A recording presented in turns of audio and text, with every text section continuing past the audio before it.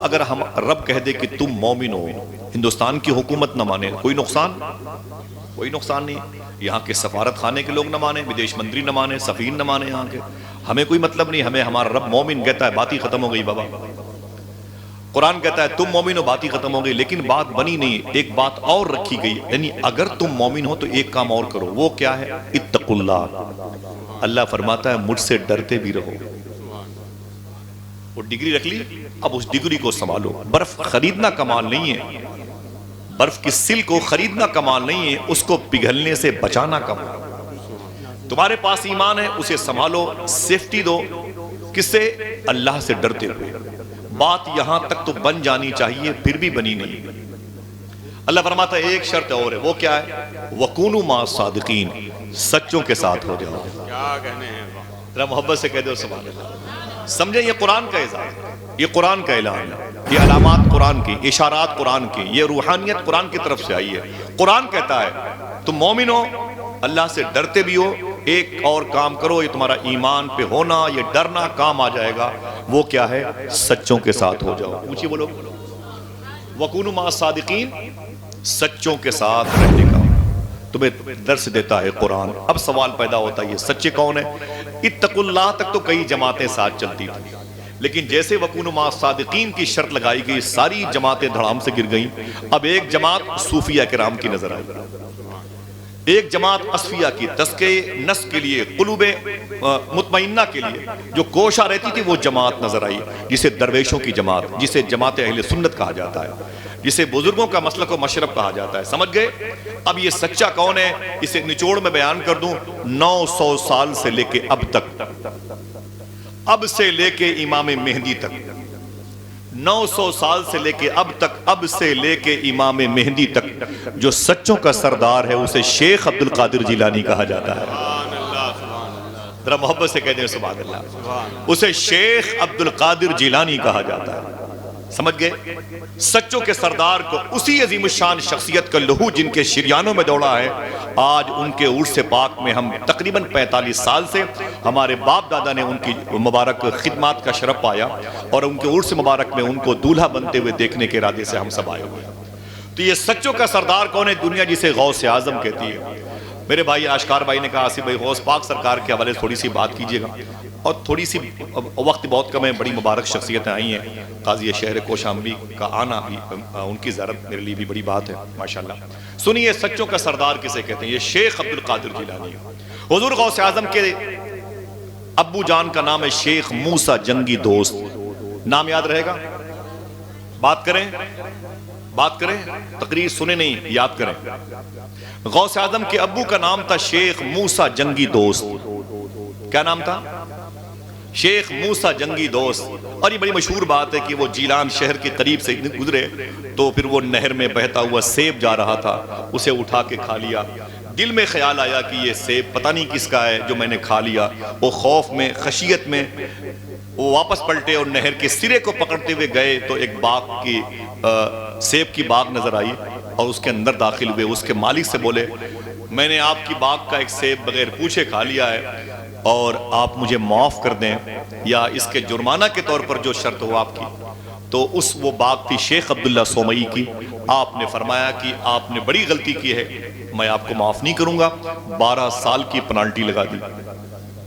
جگ ظاہر ہے 12 سال تک شیخ موسیٰ جنگی دوست کو شیخ عبداللہ سومئی کی باغ میں باغبانی کرنی پڑی، پیڑ کی سچائی کرنی پڑی۔ سمجھ رہے ہیں؟ میں نے سوال کیا صوفی سلطان میں سے، یہ ان کے گھر کے لوگ بیٹھے ہوئے ہیں، ان کے شہزادے بیٹھے ہوئے ہیں، میں نے پوچھا ان آقاؤں کی طرف سے صوفی صاحب مجھے یہ بتائیں، بولے کیا؟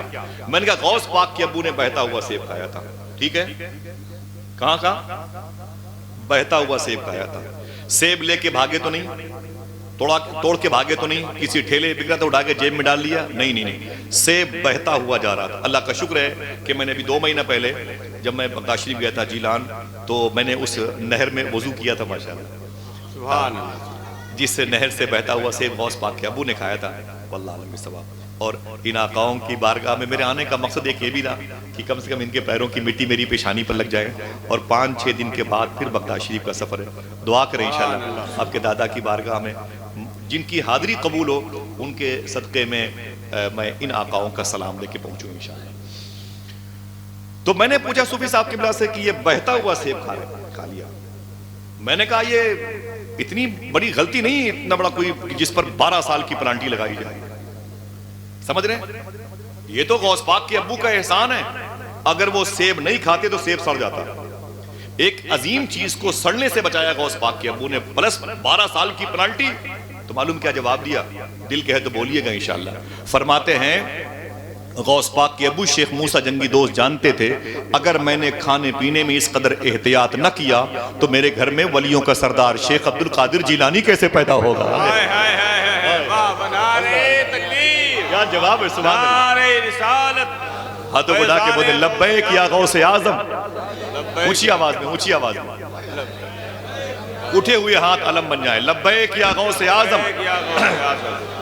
یہ بات آپ کو پتا ہے, ٹھیک ہے. اور پھر وہ 12 سال کی محنت کی آپ نے شیخ سمئی کے باغ میں, اور پھر بھی وہ نہیں مانے. پھر آپ نے اپنی بیٹی لولی لنگڑی اندھی کے شادی کی بات کی. وہ ایک بہت ہی راز ہے, وہ آپ کو پوری داستان آپ کو یاد ہے. شادی غوث پاک کے ابو کی شیخ عبداللہ سمئی کی بیٹی مخدومہ ام الخیر سے ہو گئی. 25 سال, 30, 35, 40, 45, 50, 55, 59, 59 سال عمر ہو گئی غوث پاک کی امی کی. ابھی ان کے گھر میں کوئی اولاد پیدا نہیں ہوئی. جب 60 سال کی عمر ہوئی غوث پاک کی امی کی, تب ان کے گھر میں پہلی بہار بن کے کوئی ذات آئی. تو مخدومہ کائنات کے لاڈلے امام حسن حسین کے نور حضور شیخ عبد القادر جیلانی کی صورت میں. یہ بیلٹ فارس کا ہے. جیلان کا جو بیلٹ ہے, یہ رشت کا پورا علاقہ جو ہے نا, یہ فارس کا علاقہ ہے. یہ سیستان اصفہان کا علاقہ ہے. یہ پورا یہ فارس کا علاقہ ہے. غوث پاک بغداد میں ہے, یہ عرب میں آتا ہے, اور وہ عجم کا علاقہ ہے. ٹھیک ہے.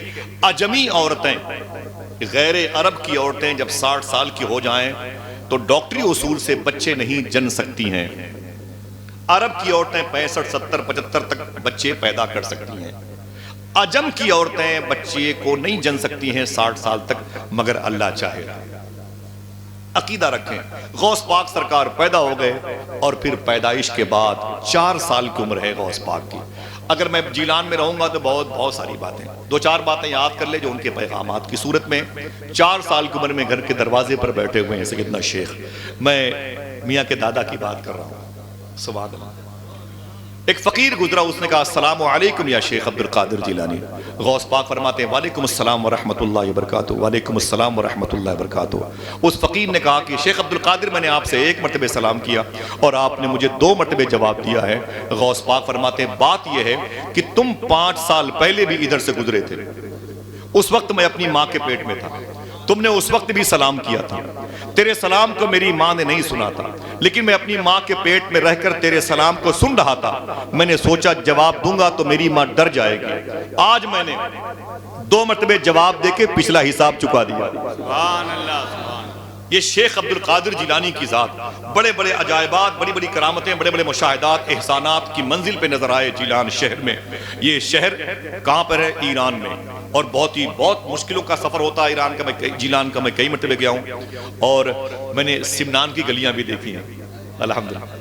سرکار مخدوم پاک کی چل لگا دیکھی ہے یہاں بھی ماشاءاللہ. میں نے ایران میں وہ زمین خاص طور پہ دیکھنے گیا جہاں سرکار تارک السلطنت, سرکار غوث اعظم کے لاڈلے, مولائے کائنات کے بیٹے, مخدوم کائنات کے دلبند سرکار مخدوم شب جہانگیر سمنانی نے مبارک قلعہ بنا, جس قلعے کو آپ نے ٹھوکر ماری, اور اسی کے دامن میں آپ کے خالو, استاذ خالو شیخ علاؤ الدولہ آرام کر رہے ہیں, جن کی مزار مبارک پر مجھے چادریں بھی کئی مرتبہ پیش کرنے کا شرف حاصل ہوا.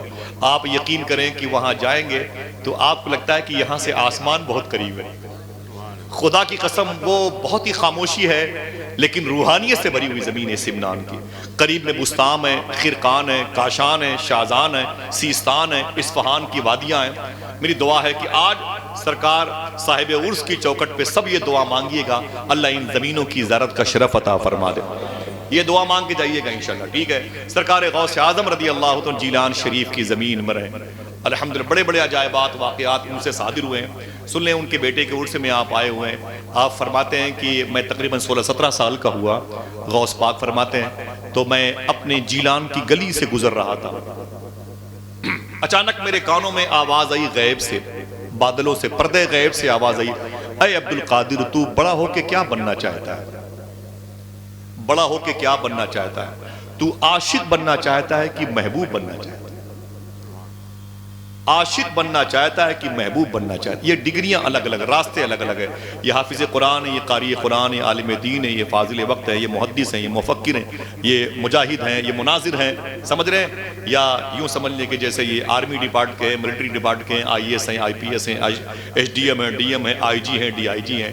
یہ ڈاکٹر ہیں، یہ بی ایم ایس ہیں، ایم بی بی ایس ہیں، ایف ایم بی ایس ہیں، یہ نیورو سرجن ہیں، یہ ہیڈ اسپیشلسٹ ہیں، اور پھر یہ ایڈوکیٹ ہیں، یہ جج ہیں، یہ چیف جسٹس ہیں، وغیرہ وغیرہ، سب الگ الگ راستے ہیں. ایسی دو منزلیں، ایک عاشق کی، ایک محبوب کی.